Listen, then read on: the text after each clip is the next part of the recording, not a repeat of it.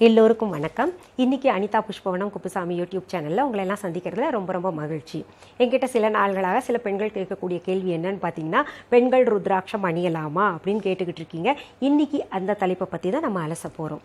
குழந்தைகள் முதல் முதியவர்கள் வரைக்கும் எல்லாருமே ருத்ராட்சம் அணியலாம். குறிப்பாக பெண்கள் அணியலாம்.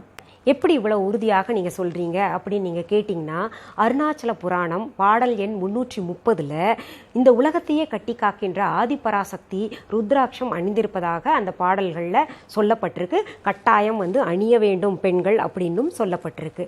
இன்னும் பார்த்தீங்கன்னா, சிவபுராணத்தில் சிவபெருமானே பெண்கள் ருத்ராட்சம் அணிய வேண்டும் என்று சொல்லியிருக்காரு.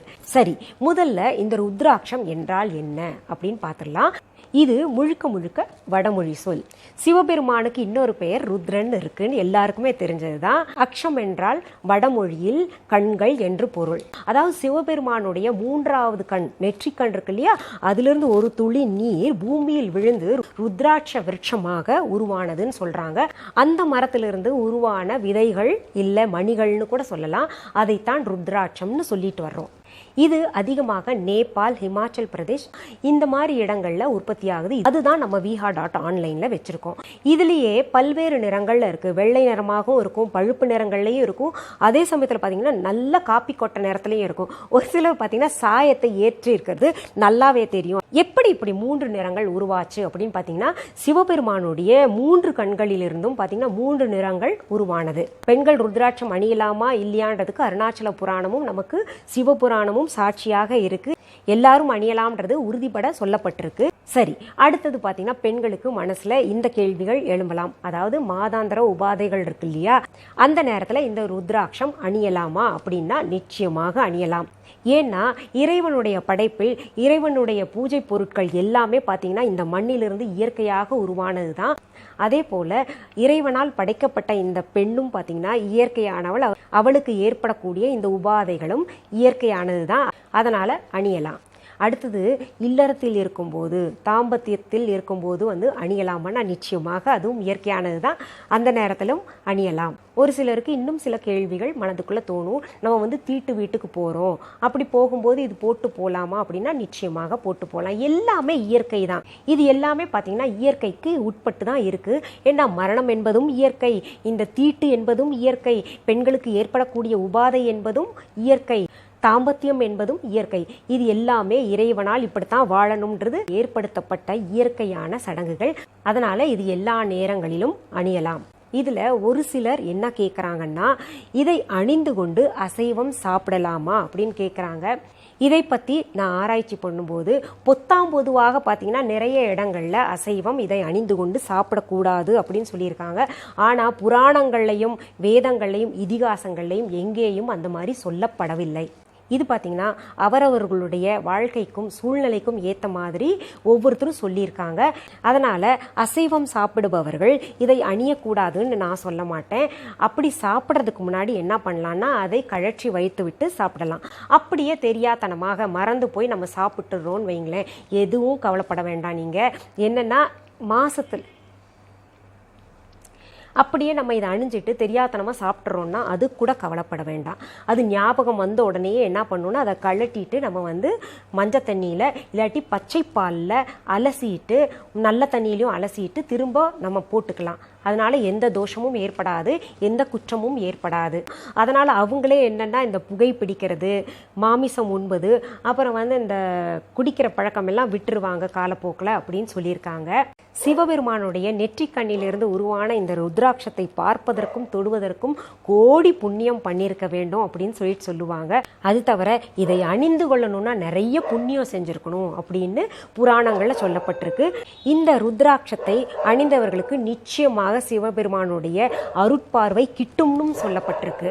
ருத்ராட்சத்தை பார்ப்பதும் தொடுவதுமே கோடி புண்ணியத்தை தருதுன்னா, அதை அணிஞ்சுகிட்டா சிவபெருமானுடைய பரிபூர்ண அருளும் கிடைக்கும்னு புராணங்கள்ல சொல்லப்பட்டிருக்கு. இதை அணிந்து கொள்வதனால மனம் ஒருநிலைப்படும், பாசிட்டிவ் வைப்ரேஷன்ஸ், அதாவது நம்மை சுற்றி இருக்கக்கூடிய விஷயங்கள் எல்லாமே நமக்கு சாதகமாக நடக்கும்.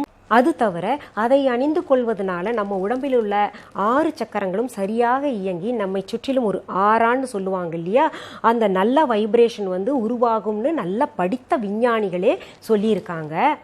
எந்த மந்திரமோ ஸ்லோகமோ இல்லை யாகமோ நடத்தாதவர்கள் கூட இந்த ருத்ராட்சத்தை அணிந்து கொண்டால் பல பாவங்களிலிருந்து விடுபடுவான் என்று புராணங்கள்ல சொல்லப்பட்டிருக்கு. இந்த ருத்ராட்சத்தை அணிந்து கொண்டவர்கள் மரணத்திற்கு பிறகு பார்த்தீங்கன்னா ருத்ரலோகத்தை அடைவார்கள் என்று ஐதீகமாக கொள்ளப்பட்டு வருகிறது. ருத்ராட்சம் அணிந்து திருநீறு பூசிக்கொண்டவர்களுக்கு நம்ம உணவு கொடுத்தோம்னா சிவலோகம் அடைவது உறுதின்னு சொல்லியிருக்காங்க. பஞ்சபூதங்களை வெல்லும் சக்தி இந்த ருத்ராட்சத்திற்கு இருக்கு. இப்போ நவகிரகங்களால் ஏற்படக்கூடிய தோஷங்கள் ஏதாவது இருக்குன்னு வைங்களேன். உதாரணத்திற்கு சர்ப்ப தோஷங்கள், ராகு கேத்து தோஷங்கள், அப்புறம் சனி தசை நடக்குது, இதெல்லாம் நடக்குதுனாலே நமக்கு எல்லாம் ஒரு விதமான பயம் ஏற்படும் இல்லையா? அதற்காக பயப்படாதீங்க. இந்த ருத்ராட்சத்தை அணிந்து கொள்பவர்களுக்கு அந்த தோஷங்கள் பாதிக்காது அப்படின்னு நம்ம முன்னோர்கள் சொல்லியிருக்காங்க, புராணங்களே சொல்லப்பட்டிருக்கு. அதே சமயத்தில் இந்த ருத்ராட்சம் அணிந்து கொள்வதனால எந்த திருஷ்டியும் நோய்களும் சீக்கிரத்தில் நம்மை தாக்காதுன்னே சொல்லப்பட்டிருக்கு. ருத்ராட்சம் அணிந்து கொள்பவர்களின் வீட்டில் செல்வ செழிப்பு இருக்கும்னு சொல்லிட்டு அந்த காலத்தில் நம்பி இருக்காங்க. அந்த காலத்துல எல்லாம் ருத்ராட்சம் கட்டாயம் அணியணும்னு சொல்லிட்டு ஒரு வழக்கத்தில் இருந்துகிட்டு வந்தது. குறிப்பாக சொல்லணும்னா செட்டி நாடுகளில் என்ன பண்ணியிருக்காங்க, அந்த காலத்தில் குழந்தைகள் பிறந்து 3வது மாசத்துல குலதெய்வ கோயிலுக்கு கூட்டிகிட்டு போயிட்டு முடி இறக்கிட்டு காது குத்திட்டு என்ன பண்ணுவாங்க, அப்போவே ருத்ராட்சத்தை இப்போ அவங்களுடைய வசதிக்கு ஏற்ற மாதிரி வெள்ளிலையும் அந்த 2 பக்கம் ஒரு கப் மாதிரி போட்டு அப்படியும் போட்டிருக்காங்க. குழந்தைக்கு தங்கத்தில் கூட 2 பக்கமும் பார்த்தீங்கன்னா அதுக்கு கப்பு வச்சு அது அணிவிச்சிருக்காங்க, தங்க செயின்லயே போட்டிருக்காங்க. இதனால அந்த குழந்தை பலவிதமான நோய்களிலிருந்து காக்கப்படும், திருஷ்டிகளிலிருந்து காக்கப்படும்னு நம்பி இருக்காங்க, செய்துட்டும் வந்திருக்காங்க. இன்னொன்று, தானத்திலேயே சிறந்த தானம் அன்னதானம்னு சொல்லியிருக்காங்க இல்லையா? ருத்ராட்ச தானம் கூட ரொம்ப ரொம்ப சிறந்ததுன்னு சொல்லியிருக்காங்க. அந்த காலத்துல எல்லாம் யாராவது வீட்டுக்கு வந்தாங்கன்னா ருத்ராட்சம் வீட்டில் இருந்ததுன்னா அதை தானமாக கொடுத்துருக்காங்க. அதனால பார்த்தீங்கன்னா தானமாக கொடுத்தவர்களுக்கு கோடி புண்ணியம் கிடைக்கும்னு ஐதீகமாக கொல்லப்பட்டிருக்காங்க. அந்த மாதிரி வாழ்ந்திருக்காங்க உண்மைன்னு. அந்த நம்பிக்கைக்கு ஏற்றவாறு பல பாவங்களை தொலைத்து நல்லபடியாக செல்வ செழிப்பாக வாழ்ந்திருக்காங்க. நம்ம ருத்ராட்சத்தை பத்தி சொல்லணும்னா பட்டியல் நீண்டுகிட்டே போகும். இதை எல்லாத்த விட முக்கியமாக சொல்லணும்னா இந்த ருத்ராட்சத்தை நம்ம தண்ணியில ஊற வச்சு கொஞ்ச நேரம் கழிச்சு அந்த தண்ணியை குடிச்சா பிபி கண்ட்ரோல்ல இருக்கு, நார்மலுக்கு வரும்னு விஞ்ஞான ரீதியாகவும் சொல்லியிருக்காங்க. இதை எல்லாத்தையும் பார்க்கும்போது ஒரு உண்மை நமக்கு தெளிவாக தெரியுது. அதாவது இறைவனால் உருவாக்கப்பட்ட இயற்கையான பொருள்கள் அனைத்துமே பார்த்தீங்கன்னா மனிதர்களுடைய வாழ்க்கையை மேம்படுத்துவதற்காகவும் வளப்படுத்துவதற்காகவும் நோய் நொடிகளிலிருந்து காப்பாற்றுவதற்காகவும் திருஷ்டிகளை அழிப்பதற்காகவும் செல்வ செழிப்பாக வாழ்வதற்காகவும் தான் உருவாக்கப்பட்டிருக்கு. அதை நம்ம சரியான முறையில் பயன்படுத்திக்கிட்டோம்னா நம்முடைய வாழ்க்கை நிச்சயமாக நலமாக வளமாக இருக்கும்னு புலப்படுது இல்லையா? சரி, இந்த எபிசோட்ல ருத்ராட்சத்தை பத்தி கொஞ்சம் நான் சொல்லியிருக்கேன். மீண்டும் அடுத்த எபிசோட்ல ஒரு நல்ல தலைப்போடு உங்களை நான் சந்திக்கிறேன். அது வரைக்கும் நன்றி, வணக்கம்.